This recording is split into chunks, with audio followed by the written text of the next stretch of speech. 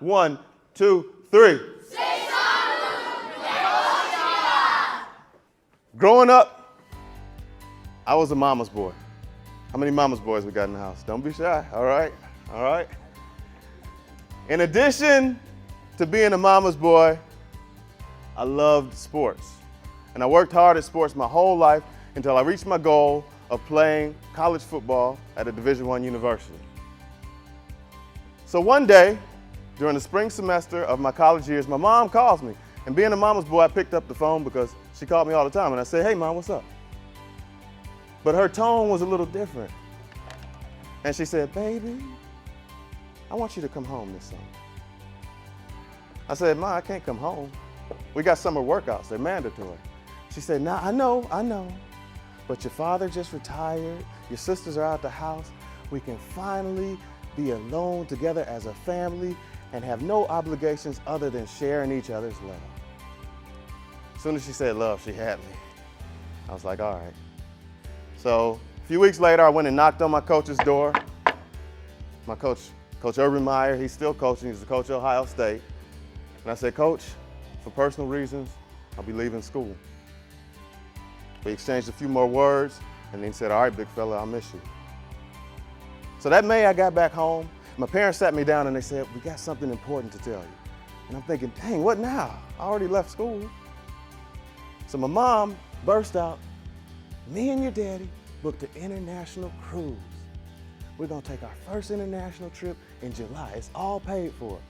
So half of me is thinking, wait, you asked me to come home and y'all not taking me with you on the cruise? But the other half of me is thinking, I'm happy for you.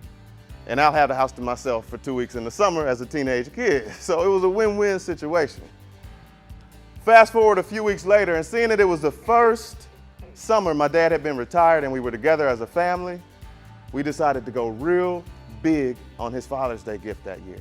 We wanted to get him the greatest technology that was available at the time.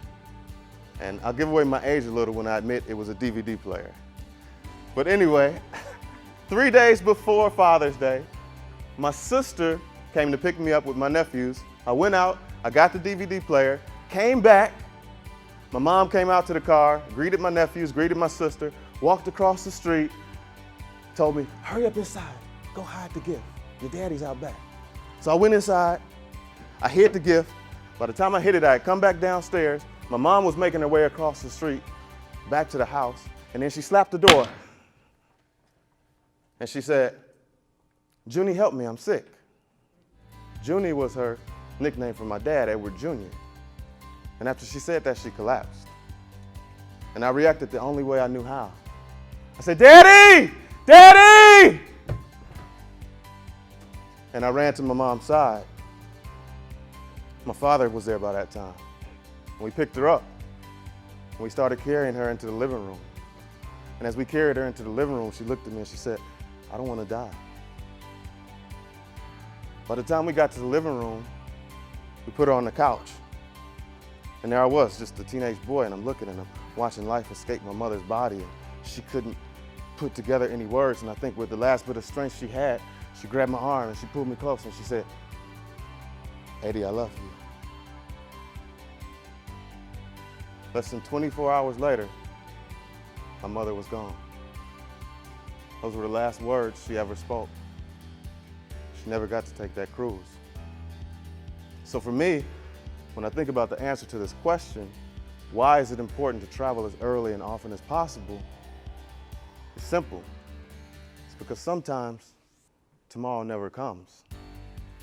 Now, I didn't tell you that story to end on a sad note. Because as I travel and as I see the world, I take my mother's memory with me. I take her with me to every country I go to. And because of how she raised me and how she brought me up, I know truly that the world is mine. And I'm happy to share with you today that the world is yours. Not yours 5 years from now, not yours 10 years from now, but right now. So in close, I want us to all stand up and say those words again.